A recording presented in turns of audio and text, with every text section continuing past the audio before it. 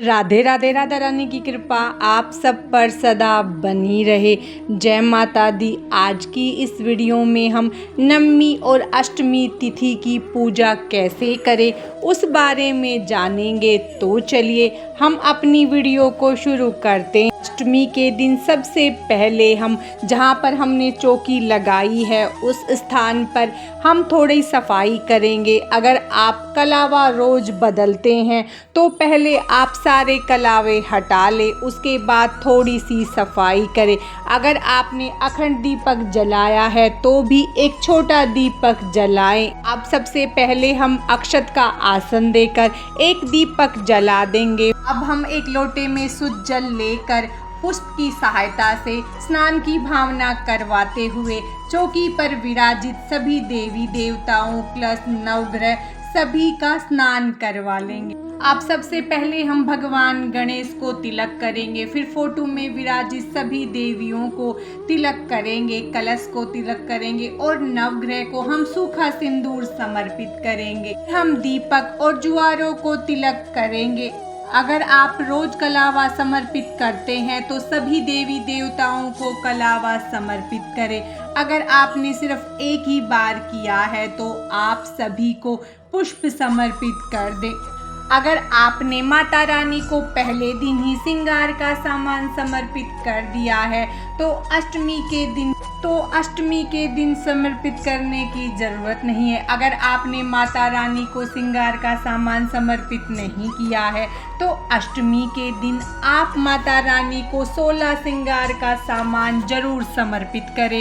अगर आपने दक्षिणा समर्पित नहीं की है तो आज दक्षिणा समर्पित करें। अब माता रानी को जो भी आपके पास ऋतु फल हो उसका भोग लगाएं। उसके बाद अष्टमी और नवमी को कन्या पूजन के दिन माता रानी को हलवा पूरी और चने का भोग लगता है तो आप हलवा पूरी और चने का भोग समर्पित करें। उसके बाद माता रानी को पान बनाकर जरूर समर्पित करें। आप नवरात्रि के 9 दिनों में से किसी भी एक दिन माता रानी को पान अवश्य समर्पित करें।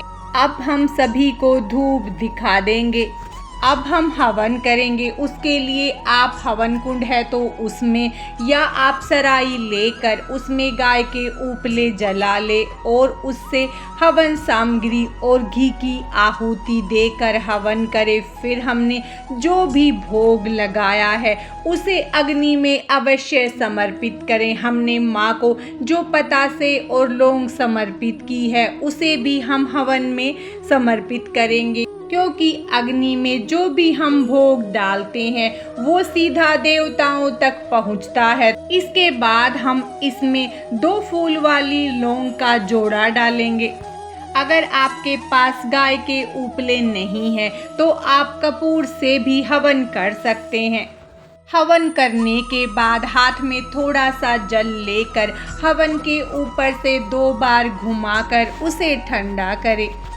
उसके बाद आप दुर्गा सप्तशती का पाठ करें, दुर्गा चालीसा पढ़ें और अंत में माता रानी की कपूर से या दिए से आरती करें। उसके बाद हाथ जोड़कर पूजा में हुई गलतियों के लिए माता रानी से क्षमा याचना करें। अगर आपके यहाँ की परंपरा है कि नवमी और अष्टमी पर जब कन्या पूजन करते हैं तो कलश पर रखे नारियल को तोड़ा जाता है तो आप उसे उसी दिन तोड़ ले, वरना आप 10वीं तिथि को चौकी का विसर्जन करें तब नारियल को उठाएं। अब हमने जो माता रानी को फल समर्पित किए हैं उसे हम सभी में बांट देंगे और हमने जो हलवा पूरी का भोग लगाया है कन्याओं को दे सकते हैं, वरना आप इसे गौ माता को खिला दें।